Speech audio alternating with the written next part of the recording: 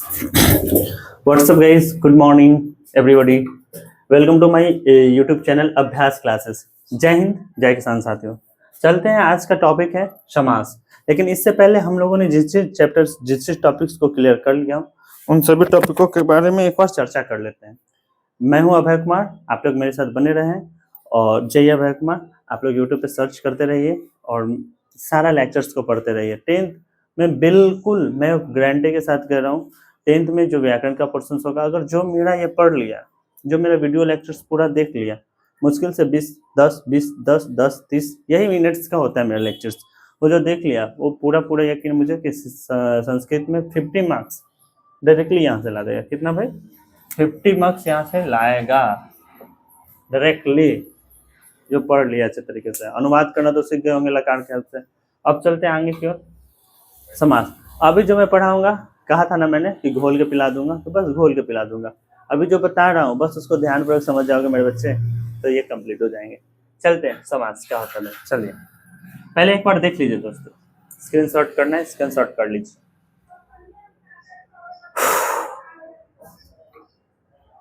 हाँ, तो चलते हैं। अब समास किसे कहते हैं? जब दो या दो से अधिक पद अपने विभक्ति चिन्ह को छोड़कर एक पद बन जाते हैं, उसे समास कहते हैं। तो समझ गए?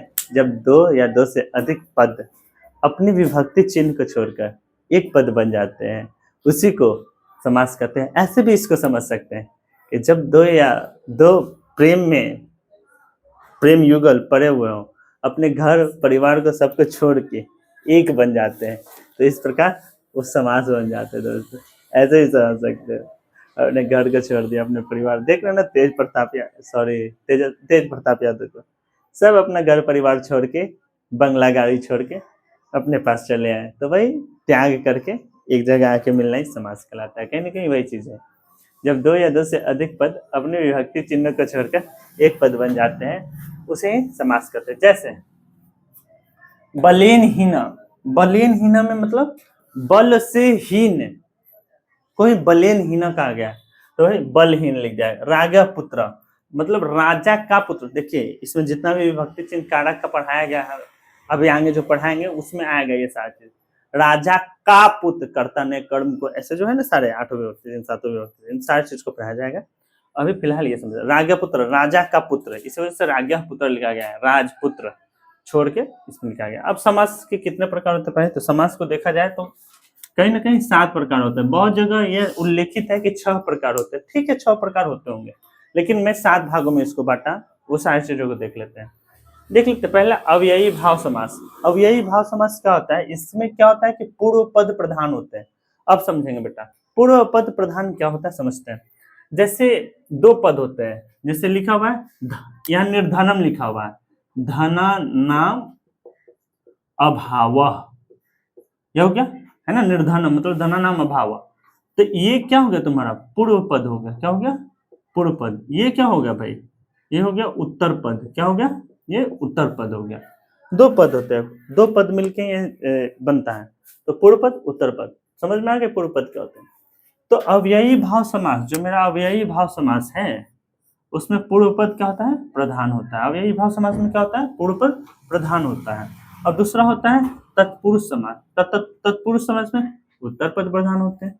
ठीक है दोस्तों, यानी कि उत्तर पद, ये पूर्व पद हो गया अव्ययी भाव समास में, और उत्तर पद हो गया तुम्हारा तत्पुरुष समास में प्रधान होते हैं। उसी के अनुसार वो सारा चेंजिंग होता है। हो गया द्विगु समास, संख्या पूर्व द्विगु, मतलब द्विगु में जो होता है पहले पूर्व पद में संख्यावाची शब्द आ जाते हैं, जिससे कि पता चल जाएगा कि ये द्विगु का समास क्या है। द्वंद्व समास क्या होता है? 4 थे द्वंद्व, मतलब इसमें चतुर्थी विभक्ति होती है और द्वंद्व विभाग, जो द्वंद्व समास होता है, जैसे होता है दाल भात, 2 चीज एक साथ आएगा, जैसे लोटा थरिया या राजा रानी, है ना, हीर रांझा ऐसे।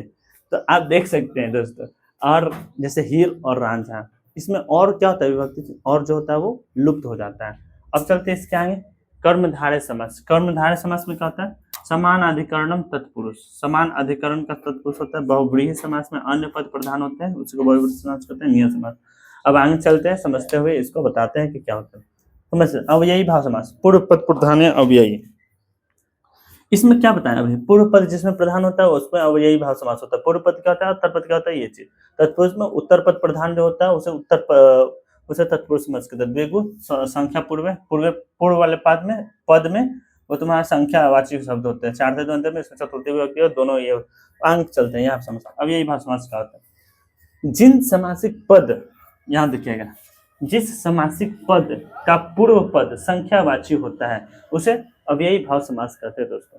अब आगे की ओर बढ़ते हैं, कैसे भाई, इसके कुछ निम्न प्रकार होते हैं। पहले देखिए, अधि यानी कि मे के अर्थ में, क्या चीज, मे के अर्थ में। इसमें पूर्व पद में कौन सी विभक्ति होती है दोस्तों, सप्तमी विभक्ति होती है। कौन सी विभक्ति होती है, सप्तमी। पूर्व पद क्या होता है, उत्तर पद क्या होता है, वो हम चीज समझा चुके हैं। पूर्व पद में कौन सी विभक्ति होती है, सप्तमी विभक्ति होती है। जैसे अधिवनम, मतलब अधिवनम मतलब वने इति, मतलब वन में, क्या होगा, वन में। अधिगृहम मतलब गृह इति, मतलब गृह में। अधिकृष्णम कृष्णे इति, यानी कृष्ण में लीन। कृष्ण का जब नाम लेते हैं उससे पहले राधा का नाम लेने का इच्छा करता है दोस्तों, तो बोल ही देते हैं भाई, क्या इशू है, राधे राधे। आगे की ओर बढ़ते हैं। कोई मेरे लिए राधा बना चाहता है तो आ जाइए भैया, एड्रेस बता देंगे। कृष्ण इति अधि हरौ इति, मतलब हरि में लीन, हरौ इति बोला जाता है, अधि हरे। उप मतलब समीप के अर्थ में, क्या हुआ, समीप के अर्थ में। इसमें पूर्व पद में कौन सी विभक्ति होती है भैया, षष्ठी विभक्ति होता है। जैसे उपवनम वनिस्य समीपम, समीप के अर्थ में, वन के नजदीक, वन के समीप। उपनगरम नगरस्य समीपम, इसमें षष्ठी। पूर्व पद में कौन सी विभक्ति है भैया, षष्ठी विभक्ति। पूर्व पद में कौन सी विभक्ति है भैया, षष्ठी विभक्ति। हरौ इति, इसमें कौन सी विभक्ति है भैया, सप्तमी विभक्ति है। कौन सी विभक्ति है, सप्तमी विभक्ति। सारा कारक में वो सारा चीज कंप्लीट हो जाएगा मेरे बच्चे, और समझते हैं। हरौ इति, गृह इति, वने इति, इस समय सप्तमी विभक्ति है, पूर्व पद है। इसमें पूर्व पद में कौन सी विभक्ति, इसमें षष्ठी विभक्ति है। वनस्य समीपम, वन के समीप। नगरस्य समीपम, नगर के समीप। शिवस्य समीपम, शिव के समीप, शिव के नजदीक, ये चीज। अनु मतलब पश्चात के अर्थ में। इसमें भी पूर्व पद में कौन सी विभक्ति होती है भैया, षष्ठी विभक्ति होती है। अब समझते हैं कि पूर्व पद में कौन सी विभक्ति, षष्ठी विभक्ति। जैसे अनुवनम वनस्य समीपम, क्या हो जाएगा, वनस्य समीपम। जैसे यहाँ देखिए, इसमें भी कौन सी विभक्ति है भाई, षष्ठी विभक्ति है। इसमें कौन सी विभक्ति है भाई, षष्ठी विभक्ति है। तो वनस्य समीपम, वनिस्य पश्चात। अनुगृहम गृहस्य समीपम, गृहस्य पश्चात। सॉरी, अनु मतलब पश्चात के अर्थ में होता है, वन से पश्चात। अनुवन मतलब वन से पश्चात। अनुगृह मतलब गृह के पश्चात, गृह के बाद, घर के बाद। जैसे कहते हैं ना, उस घर के बाद उनका घर है, या उस घर के बाद मंदिर है, तो वही चीज कहा जाता है। माफ करिए दोस्तों, यहाँ चलते हैं। इसमें सु मतलब समृद्धि के अर्थ में, किसमें, समृद्धि के अर्थ में।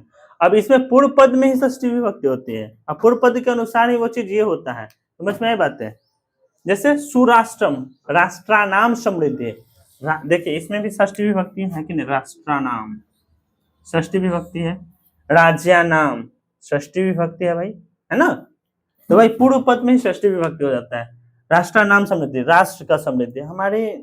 हम जहाँ जिस पावन धरती से अभी वीडियो बना रहे हैं, वीडियो शूट करे दोस्तों, ये एक समय पूरे दुनिया में राज किया हुआ धरती है, जो अभी किसी इतिहास के पन्ने में बंद हो गई दोस्तों।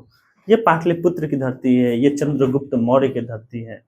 तो ठीक है, आने वाले समय में चंद्रगुप्त हम बनाएंगे, चंद्रगुप्त मौर्य की तरह समृद्धि हम बनाएंगे, और आप लोग का आशीर्वाद रहा तो मैं दिखाऊंगा। खान सर ने शुरू कर दिया है, हम उसको अंजाम तक पहुंचाऊंगा, आप लोग साथ दीजिए दोस्तों। उन्होंने आप ही लोग की मदद से, यूट्यूब चैनल्स की मदद से ही, यूट्यूब फॉलोवर्स की मदद से ही सबसे बड़ा YouTube channel, YouTube learning channel बना दिया उन्होंने। और आज देखिए बिहार के हर एक जिले में एक मेडिकल हॉस्पिटल बनवा रहे हैं, और उसमें सबसे लेटेस्ट मशीन लगा रहे हैं, वो भी कम से कम दाम में आप लोग का इलाज हो सके। इसके लिए वो कहीं ना कहीं वो हिंदू मुस्लिम नहीं देखते हैं दोस्तों, वो बहुत बहुत बड़े आदमी हैं। बड़ा आदमी इन सब चीजों से उठ के होता है। जैसे डॉक्टर APJ अब्दुल कलाम जी थे, वो हमारे लिए भगवान ही जैसे हैं वो। वही ना कहा गया है, उन पे एक शायरी है, वो गाना ही चाहता हूँ हर 15 अगस्त को, हर 26 जनवरी को कहीं ना कहीं मन में गुनगुनाता हूँ, नहीं तो बच्चों को बताता हूँ। क्या है वो कि हर पर्वत रास्ता दे, सुनिएगा दोस्तों, हर पर्वत रास्ता दे, सागर करे सलाम, हम दुनिया में बनकर दिखा देंगे डॉक्टर एपीजे अब्दुल कलाम। धन्यवाद दोस्तों। तो चलते इसी क्रम में आगे बढ़ते हैं। तो हम लोग कहा थे राष्ट्र नाम समृद्धि, राष्ट्र का समृद्धि, इसे बिहार का बिहारा नाम समृद्धि, बिहार भी समृद्ध था एक समय। स्वराज्यम, राज्य नाम समृद्धि, तो राज्य का समृद्धि। चलते आगे क्यों, निर अभाव के अर्थ में, किस चीज के अर्थ में, अभाव के अर्थ है। इसमें पूर्व पद में षष्ठी विभक्ति है, लो भैया पूर्व पद में षष्ठी विभक्ति है। जैसे निर्धनम, धना नाम अभाव, क्या हो जाएगा, धना नाम, धना नाम में कौन सा होगा भैया, षष्ठी विभक्ति होगा। कौन सा विभक्ति होगा, षष्ठी विभक्ति होगा। अब चलते निर्बलम, बला नाम अभाव, क्या हो जाएगा, बला नाम अभाव, बलन में कौन सा विभक्ति होगा, षष्ठी विभक्ति होगी। अब चलते हैं अति, अत्यय के अर्थ में, अत्यय मतलब बहुत ज्यादा हो जाना, बहुत ज्यादा हो जाना। अभी जनसंख्या बहुत ज्यादा हो गई है, लगातार मानव की प्रजाति में इतना तेजी से वृद्धि हो रही है, उस तेजी से न जंगली जानवर में, अन्य प्रजातियों में नहीं वृद्धि हो रही दोस्तों, अन्य प्रजातियों में वृद्धि नहीं हो रही है, जो बहुत ही ज्यादा सोचने का विषय है। अति जनसंख्या, जनसंख्या अत्यय, और वो भी किसका जनसंख्या भाई, मानव का, नहीं होना चाहिए, एकदम नहीं होना चाहिए। जिसकी वजह से देख रहे हैं ना, एक मानव अगर आता है इस धरती पे तो वो कितनी संसाधनों का वो नाश करने के लिए आता है, वो आप सब सोच सकते हैं। कोशिश करिए कि इन सभी चीजों के प्रति जागृत होइए और अच्छा कर पाइए। निर्बलम, बला नाम अभाव, बल का अभाव, बला नाम अभाव। सॉरी, अति पापम, पापस्य अत्यय, पापस्य में कौन सा विभक्ति है भैया, षष्ठी विभक्ति है।